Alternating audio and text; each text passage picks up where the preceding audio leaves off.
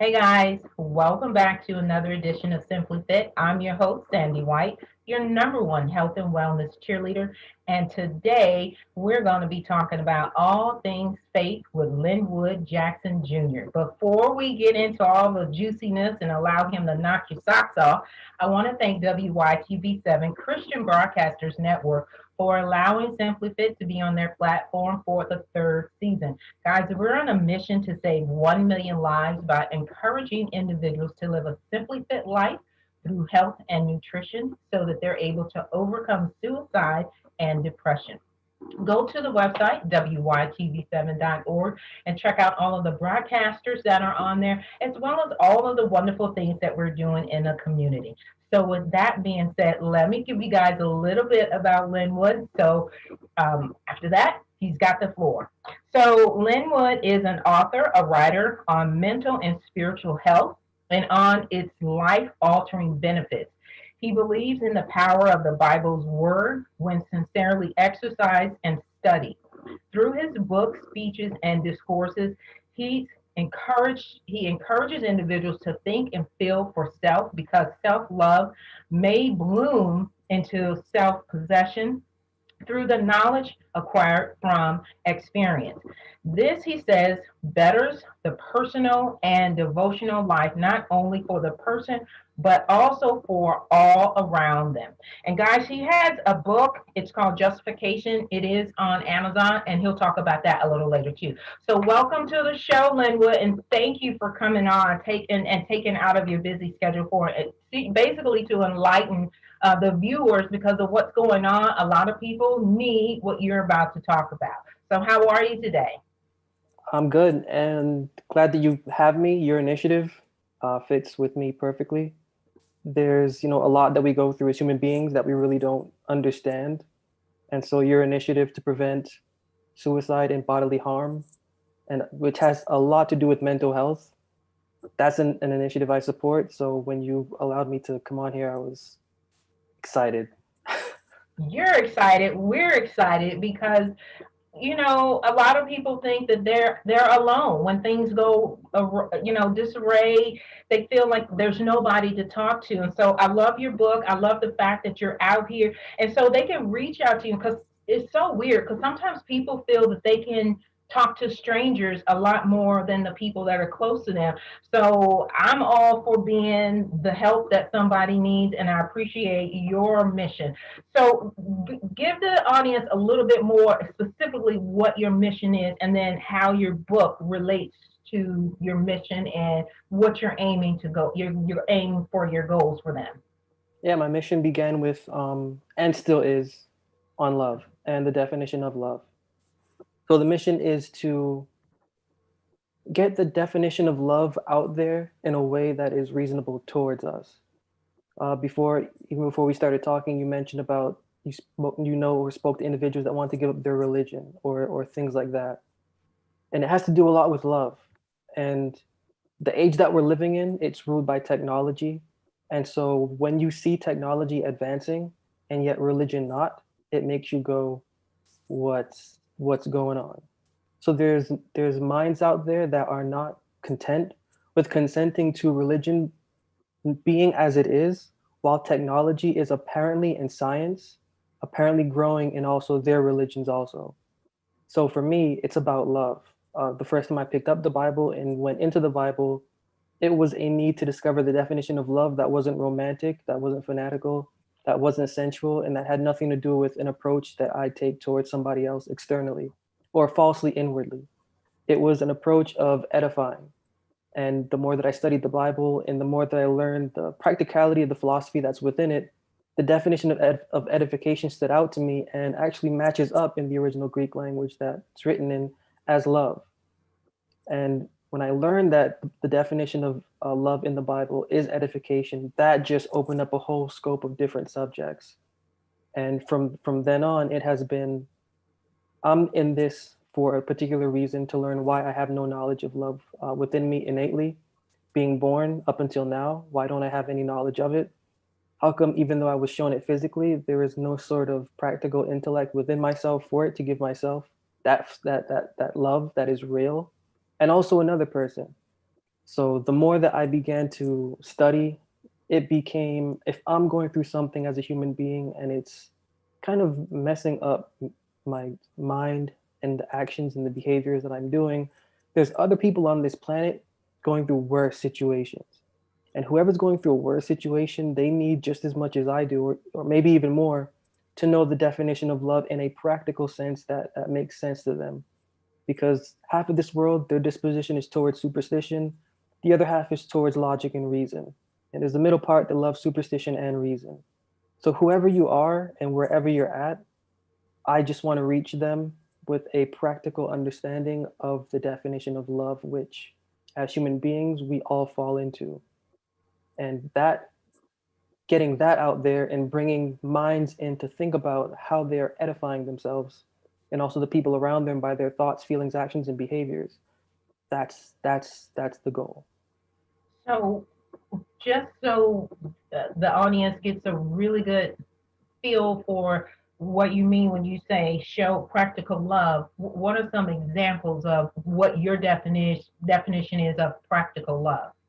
So, for example, what I've learned from the Bible of what practical love is my actions and my behaviors, thinking about them in a way that is edifying towards somebody else, thinking about them in a way that is not edifying towards somebody else. So, if usually when we think of love, when we think of service, we think of communion and fellowship as being some sort of physical act to alleviate some sort of physical burden or to sort of display a show of physical love so that another person can know or other people can see that this person loves me or this person loves what they're doing. It's from an outward sort of perspective, the definition of love and how it's received and how it's given. The practical part of it is the show is mental. So instead of showing you physically, I'm showing you mentally that I love you by guarding and by watching and by refining my own habits of mind and dispositions and conclusions of how I got to those habits of mind and dispositions to the point where I will not, or I will do my best to continually learn how to not disrupt you on your goal of doing the same thing. Even if you may not be aware of that as a human being, this is your need and you need to do this. My example, this is the practical part of it. My example can then allow you to see a change in a character that you've never seen before, or can allow you to see a change in a disposition that you've never been familiar with, to where you go, this is interesting and it's something I'd like to mimic, even though you may not be conscious that you're saying it. You're seeing the method of edification being displayed within me. It's logical, there's a philosophy behind it, and there's in depth. I'm doing what I'm doing so that you can be refreshed in how you understand yourself, to the point where then you go, wow, I need to be refreshed in my own self too, because this is how they're behaving.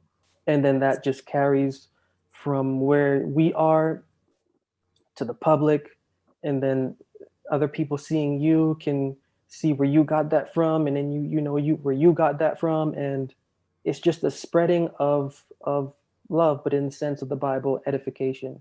So the practical sense of it is intelligently displaying the philosophy of edifying the heart and the mind without it being a physical, hey, these are some flowers, feel good about yourself. It's going to be one of those, hey, look or see how I'm treating you and understand that this is the right way to treat me back and to treat another person back, or see how our conversation is going and how our dialogue is flowing so that you can know what a dialogue should flow like, so that you can carry that out beyond me, beyond you, beyond us. That's, that practical sense of it, making it real, making the edification real. I love that. Basically, in a nutshell, you're saying be a model in the moment. And so when somebody comes within your presence, they should feel and the energy that is so positive, that's so overwhelming, just as you said, like, oh my God, what is it about this person? I love whatever you're putting out in the atmosphere. I want some of that. I love it. Hey guys, we're gonna take a quick break. I know you guys are just as engaged as I am with Linwood, but we're going to take a quick commercial break from Simply Fit, and then we'll be right back.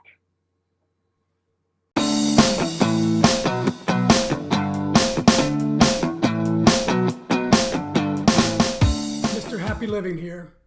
I love good things made for good people.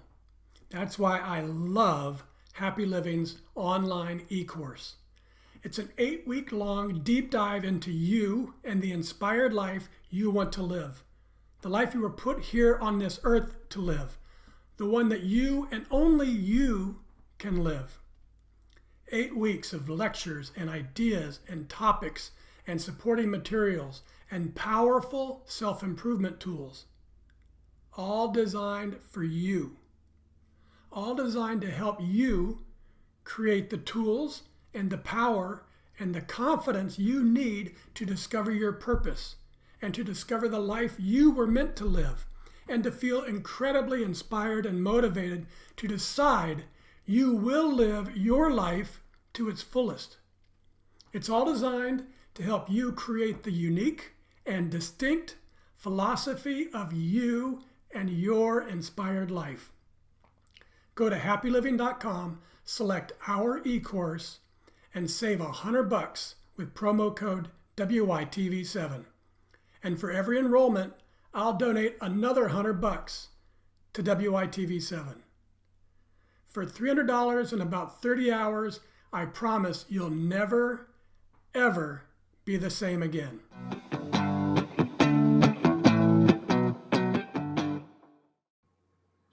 So guys, we're back from our commercial break from Simply Fit. If you're just joining us, this is our second half, and we've been talking with Linwood on in reference to spirit, love, and how you can basically take the practicalities and put them into your everyday life where you're not feeling drained, you're not overwhelmed, where, we were talking during the break, some people literally make that comment that they're putting their religion down. And so I'm going to stop there and I'm going to let Linwood pick it up because his analogy and explanation is so spot on that I think you guys can pick up on that. So Linwood, I'm going to let you take it away from there. Yeah, it's there's a difference in the Bible between the Bible defines religion differently than what we do traditionally.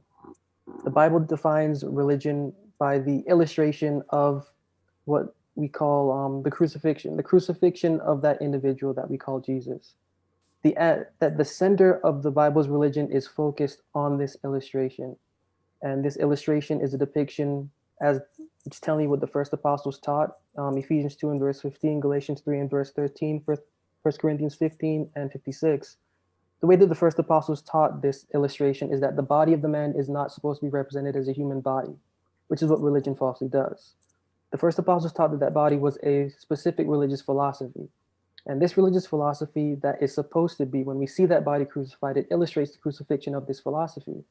This philosophy is taking your righteousness, beauty, pride, intelligence, and form, your piety, and your favor with a divine eye, from doing specific rites, baptisms, believing on specific doctrines and philosophies, and committing yourself to theological theories and philosophies that have been written by other philosophers beforehand, and continuing on into the present day. That's the crucified way of devotion, according to the Bible. The figurative illustration of that resurrected body is illustrating the resurrection of your personal religious conversation.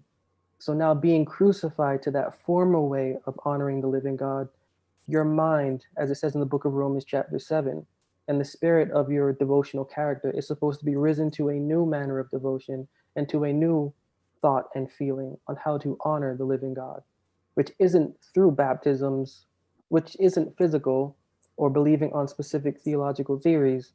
It's through you practically applying the words that are within the Bible patiently and temperately, day in and day out, fail and success, recycling the experience, so that you can then become the product that the Bible is. The Bible is a book of creation.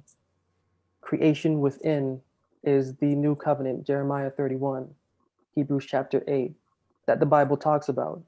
Creation within the conversation's conscience, and then to touch on like the absolute point and beauty of your show, the conscience of the human being. So getting to the conscience of the conversation and enlightening it and edifying it, we are then aware that we have a body and that we have a mind that we have to take care of. So taking care of our devotional self, it awakens the need for us to care for our physical self. And then the aspect of wholeness is just one cycle that continues until we perfect this experience, until we pass away. That is so awesome. I want to ask you if you can give the audience a couple examples on how the Bible's philosophy is good for us right now, and then maybe go into one of the points that you had in your book, what the seed of faith is. The seed of faith is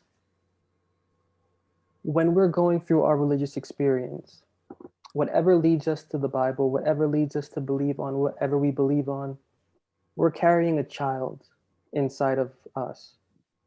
This child is our conversation's conscience, our faith's intellect.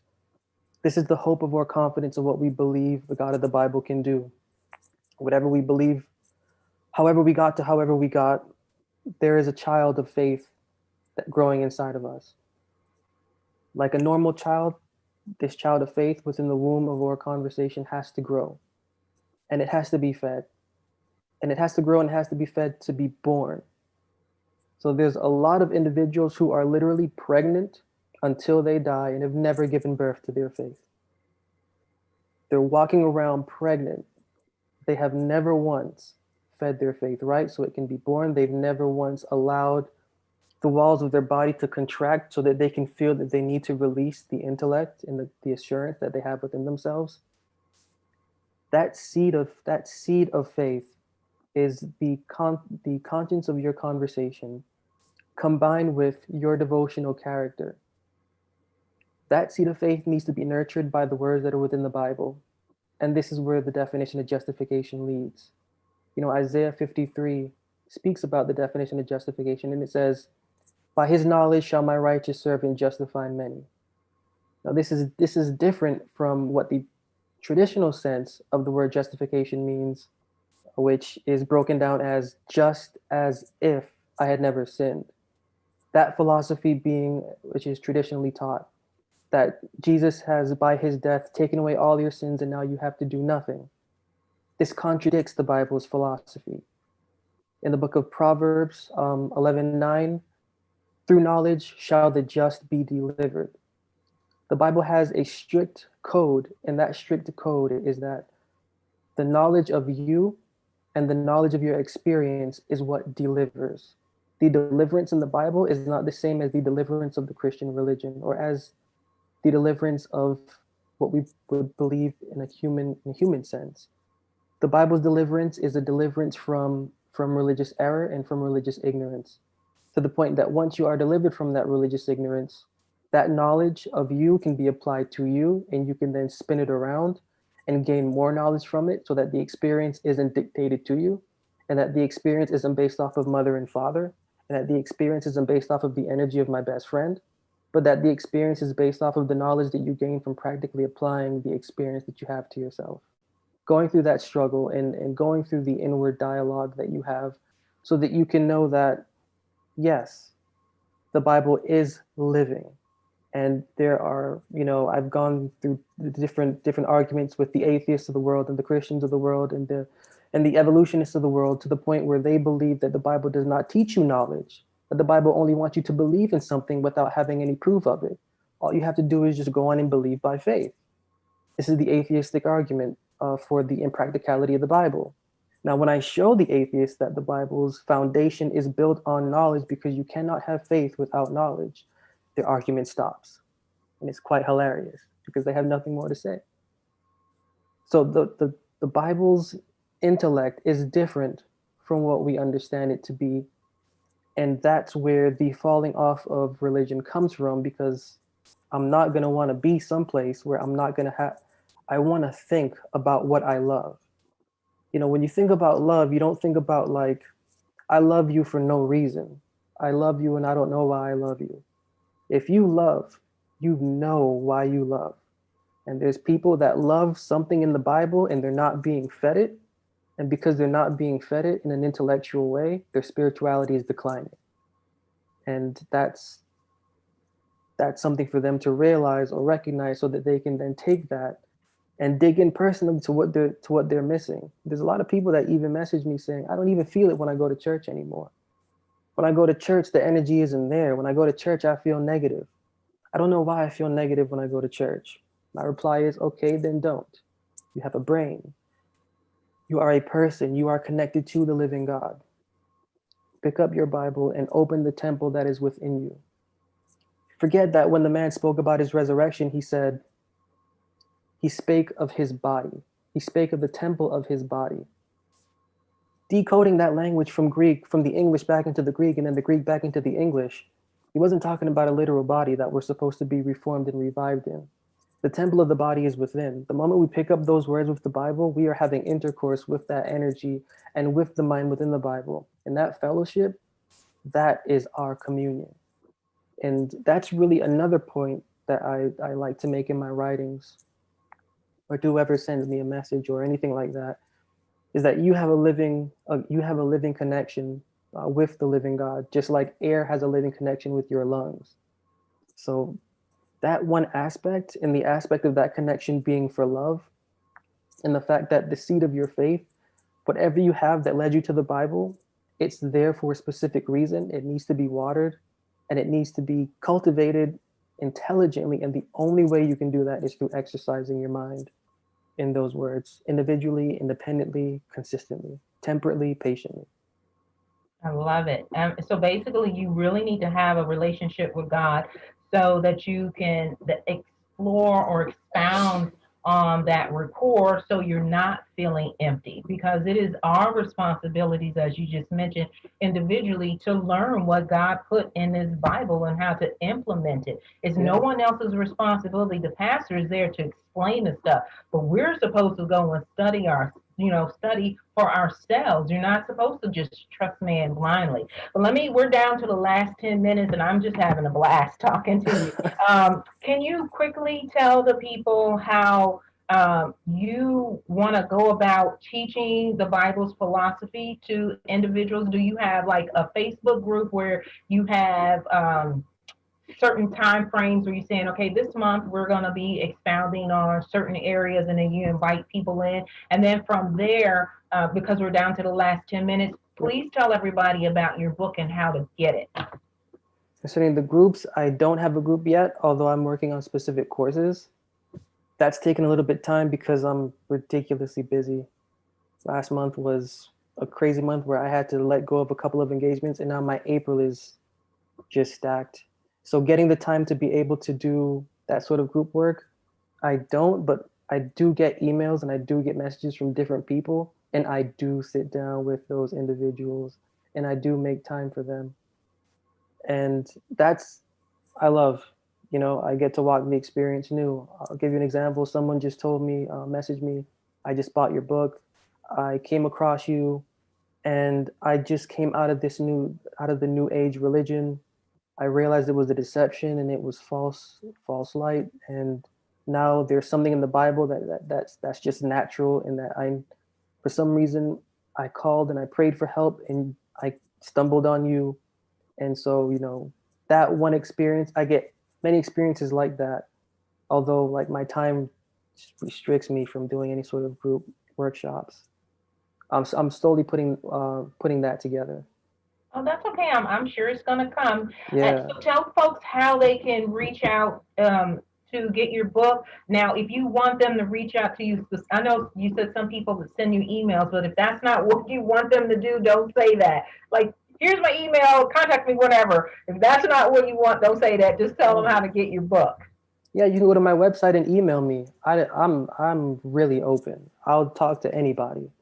My email is on my website, linwoodjacksonjr.com, LIN, linwoodjacksonjr.com.